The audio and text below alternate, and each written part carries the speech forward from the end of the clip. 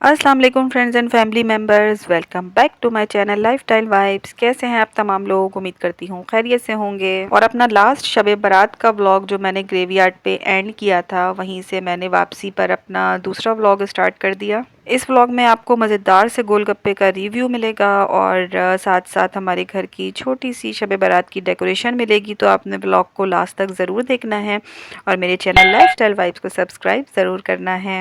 और इस दिन बच्चों की डिमांड होती है फायरवर्क्स की और बड़ों की होती है बजट की। और हमने बजट फ्रेंडली चलते हुए बच्चों की भी डिमांड पूरी की और अपने घर को इन खूबसूरत चिरागों से डेकोरेट किया। मुझे चिरागों की रोशनी पर्सनली बहुत पसंद है, जो कि बहुत ही पुरसुकून और इस्लामिक वाइब देती है। और जब हम इंटीरियर सिंध में रहा करते थे, तब मैं अपना पूरा घर इन चिरागों से डेकोरेट किया करती थी। और चाहे जितनी भी एडवांस लाइट्स क्यों ना आ जाएं, इन चिरागों की खूबसूरती और इनकी रोशनी का मुकाबला नहीं कर सकती हैं।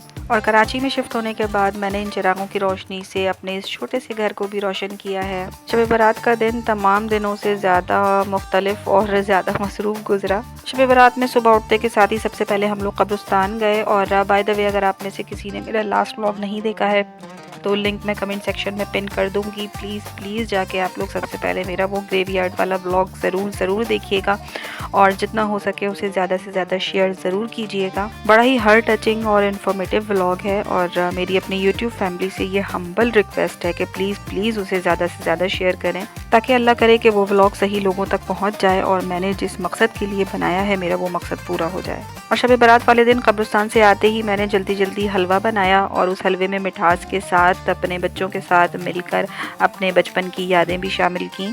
क्योंकि मैं अपने बचपन में अपनी अम्मी के साथ मिलके डिफरेंट फूड कलर के अंदर खोपरे को डिप किया करती थी, जिससे पिसे हुए खोपरे पे बड़ा मज़ेदार सा कलर आता था और उसके बाद हम हलवे पे स्प्रेड किया करते थे।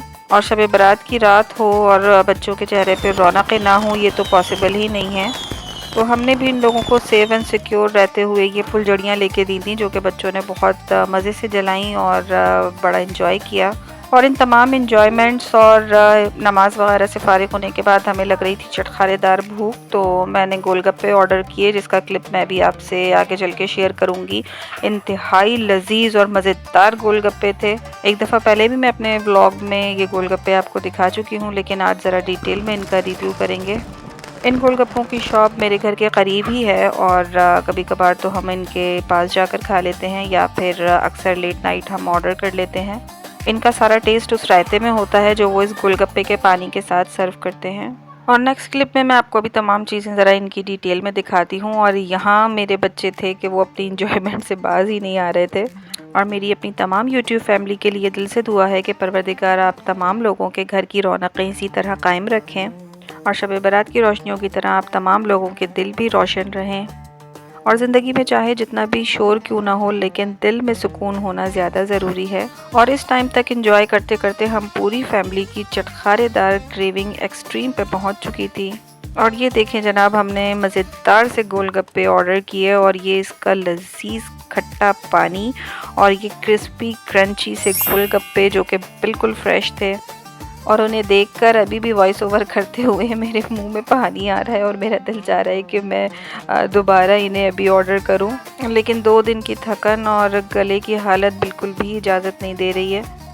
और अगर आप भी मेरी तरह गोलगप्पे लवर हैं तो आपने कमेंट सेक्शन में टीम गोलगप्पे ज़रूर लिखना है। और अगर आप मज़ेदार फूड रिव्यूज़ चाहते हैं तो मेरा चैनल लाइफस्टाइल वाइज सब्सक्राइब ज़रूर कीजिएगा। और यहाँ मैं अपनी स्पॉटलाइट डाल रही हूँ गोलगप्पे के पानी और रायते पर, क्योंकि सारा टेस्ट सारा फ्लेवर ही इनमें मौजूद है। स्पेशली जब मैं ऑर्डर करती हूँ तो इनको ये मेंशन ज़रूर करती हूँ कि आपने एक्स्ट्रा गोलगप्पे का पानी और ये रायता मुझे ज़रूर देना है, जो कि बेचारे कभी दे देते हैं और कभी नहीं देते। और इसके बाद हम लोग आ गए थे ये बची हुई फुलझड़ियों की बाक़ियात पे, जो कि मैंने कहा कि 2-4 बची हुई हैं, आप ये भी जला के ख़त्म करें। इसके बाद बच्चों को सेटल किया और सारी रात इबादत में गुजारने के बाद ये है नेक्स्ट मॉर्निंग। और यहाँ मैं सारी रात की जागी हुई थी, थकन से बुरा हाल हुआ था, साथ ही साथ रोज़ा भी रखा था। और यहाँ मैं घर की सफाई करके बाहर जाने के लिए रेडी हो चुकी थी। फाइनली मुझे इस दिन रमज़ान वाइब्स आ रही थी, क्योंकि घर में सबका रोज़ा था और मुझे करनी थी इफ्तार की तैयारियाँ। और इफ्तारी की प्रिपरेशन का मैंने कोई क्लिप रिकॉर्ड नहीं किया क्योंकि यहाँ पर मुझे तमाम हाउसवाइफ रिलेट करेंगी कि स्पेशली जब आपको घर में हर चीज़ टाइमली करनी हो तो फिर किसी और चीज़ का आपको टाइम नहीं मिल पाता है। और यहाँ मैं इस वक्त पहाड़ से ले रही थी इफ्तारी का सामान। इफ्तार पे मैंने ज़्यादा कुछ नहीं बनाया था, बस ये बच्चों के लिए मैक्रोनी बनाई थी, मज़ेदार सा शरबत बनाया था और आलू के पकोड़े बनाए थे और प्याज के पकोड़े बनाए थे, जो कि लाजिम हैं, जिसके बिना मेरा ख्याल है तकरीबन हर लोगों का ही इफ्तार जो है वो अधूरा होता है। और इफ्तार के बाद ऐसी एनर्जी डाउन हुई थी कि मैं नमाज पढ़ के फ़ौरन सो गई थी। और नेक्स्ट अर्ली मॉर्निंग ही मेरे बच्चों ने मुझसे ये टॉय ट्रेन असेंबल करने की ज़िद की।